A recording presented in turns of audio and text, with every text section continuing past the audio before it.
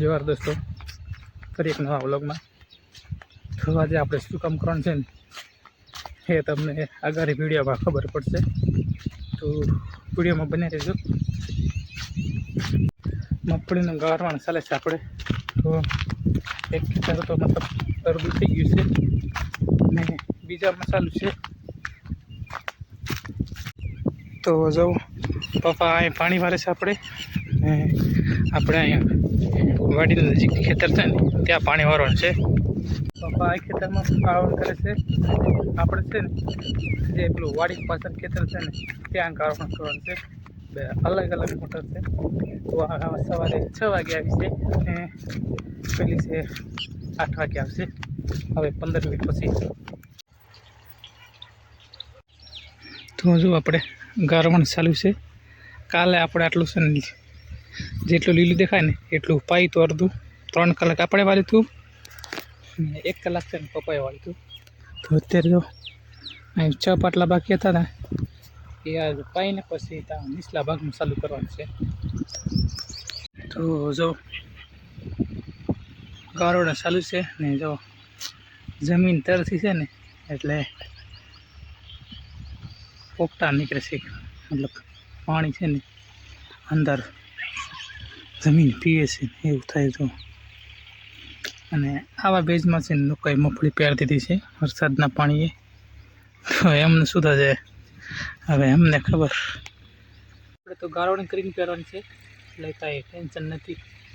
15-20 દિવસ સુધી વરસાદ ના આવે ને તો બી મતલબ મગફળી વાવ્યા પછી છે ને ટક્કર ચાલે એ રીતની આપણું પ્લાનિંગ છે. 4 વાગ્યા નાઈટે સવારે 3 પાટલા પીધા હતા આપણે ને ત્યાં બાજુ બાકી હતું આ બાજુ પવન છે, પછી ત્યાંથી આ બાજુ વાજવાનું છે. જે કરીને છે ને અહીં ભેજ વધારે મતલબ પાણી ભરાય ને એ ભાગ પહેલાં પાઈ દેવાનું છે આપણે, ને જ્યાં પાણી પડી જાય ને એ પાછળ પવન છે એટલે બંને સાથે સુકાઈ રહે એમ.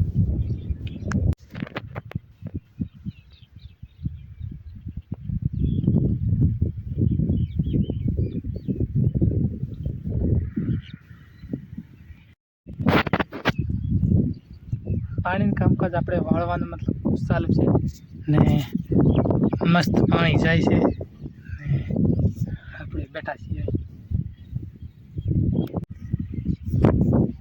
2 દિવસમાં આપણે પાણીનું કામકાજ છે ને મતલબ આ વાડીએ ગાળવણ કરવાનું છે ને પૂરું થઈ જશે 2 દિવસની અંદર. ને બીજા 2 દિવસમાં મતલબ મગફળીનું વાવેતર પણ થઈ જશે. ટૂંકમાં 5-6 દિવસની અંદર છે ને એક વાડીનું આપણે વાવેતરનું કામ છે ને પૂરું થઈ જશે. પછી પેલી વાડી છે ને 2 ખેતરવાળી ત્યાંનું રહેશે તો એનું પણ મતલબ બીજા 5-6 દિવસમાં પૂરું થઈ જશે. મતલબ સમથિંગ હવે 10-15 દિવસની અંદર છે ને આપણે વાવેતર થઈ જશે.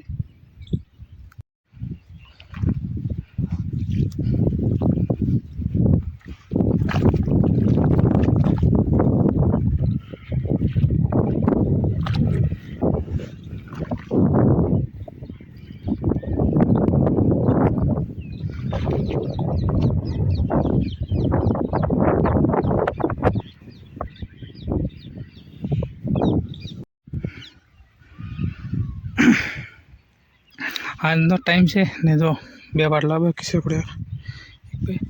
એક મત નાખું વાળી આપણે હવે લાસ્ટ છે આ, પછી વચ્ચે વાળવાનું છે પાણી આપણે. ને આજે કંઈક વાદળ આવતા હોય એવું લાગે. જો મસ્ત વ્યૂ છે.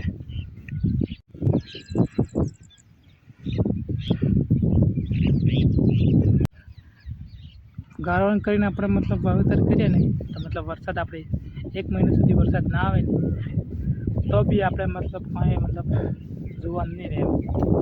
અને અમુક વરસાદને પછી વાવેતર કરી દીધું છે જે મતલબ આપણે આગલા બ્લોકમાં તમે જોયું છે કે જો મગફળીને પહેરવા ગયો તો ત્યાં મતલબ એ લોકોને હવે તકલીફ પડવાની, કેમ કે ફુવારાથી નહીં તો રેપ લાંબી કરવી પડશે અને વેચાલો પડશે. 10 દિવસ જો વરસાદ નહીં આવે ને તો મગફળી મતલબ મજા નહીં આવે. તો આપણે મતલબ લગ્નની 1-2 વિડીયો અપલોડ કર્યા છે ને હજુ તો મતલબ આપણે થોડા અમે અંદર પડ્યા છે મોબાઈલમાં, તો અપલોડ કરશું. જો રિસ્પોન્સ તો મતલબ મળે છે, સબસ્ક્રાઈબરનો નહીં પણ યુટ્યુબવાળાનો રિસ્પોન્સ મળે છે, કેમ કે રિકમેન્ડેશનમાં વ્યૂઝ આવે છે.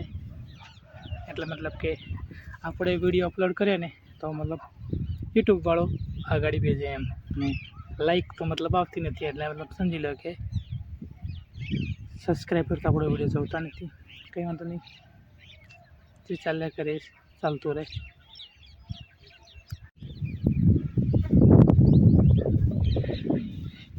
લાસ્ટ છે મતલબ આટલું છે. હવે આને વાળી દઈએ ને પછી ત્યાં વાળીએ આપણે આગળ. જો અહીં કોર દેખાય ને ત્યાં જો ગામડાનું સનસેટ, કંઈક આવું વાતાવરણ છે આજે.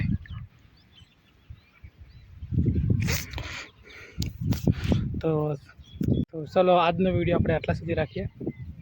ફરી આપણે મળીએ એક નવા બ્લોગમાં. ત્યાર સુધી જય જવાહર.